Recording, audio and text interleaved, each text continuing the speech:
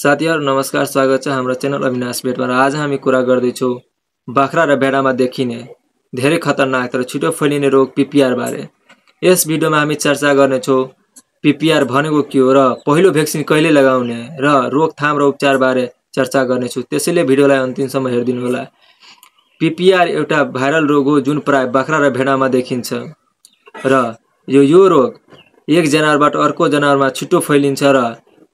छिटो फैलिन्छ। प्राय जसो जाडो र बर्सातको मौसममा बढी देखिन्छ र यदि खोप लगाइएन भने 80 देखि 90% जनावर मर्न सक्छ। र पीपीआर भाइरस मुख्य रूपमा फोक्सो, आन्द्रा र मुखलाई असर गर्छ, जसले गर्दा पातलो दिशा हुने, ज्वरो आउने र मुखमा घाउ हुने जस्ता लक्षणहरू देखिन्छ। र पीपीआर भाइरस मोर्बिली भाइरस नामक प्रजाति जसले पारामिक्सोभ्यारिडी नामक फ्यामिलीबाट बिलोङ गर्छ।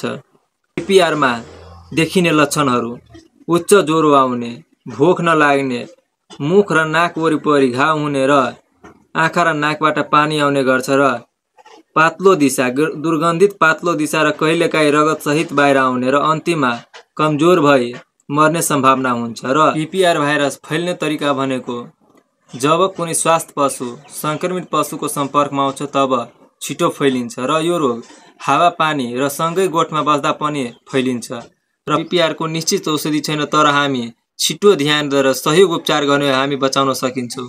सबभन्दा पहिला संक्रमित जनावरलाई छुट्याएर राख्नुहोस् र हरियो घाँस दाना दिनुहोस् र ग्लुकोज, पानी र इलेक्ट्रोलाइट्सहरू दिनु ताकि शरीरमा पानीको मात्रा कायम रहोस्।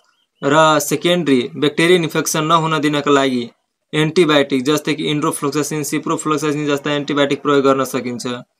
रोकथाम नै अन्तिम उपचार हो। 3 वर्षको उमेरमा पहिलो खोप लगाउने र हरेक 3 वर्षमा रिपिट गर्दै जाने र गोठ सफा र सुखा राख्ने, पोषण र कृमिनाशक औषधि नियमित रूपमा दिँदै जाने र पीपीआर फैलिएका बेला किनबेच नगर्ने र कुनै पशु किनेर ल्याउँदा 15 दिनसम्म छुट्याएर राख्ने।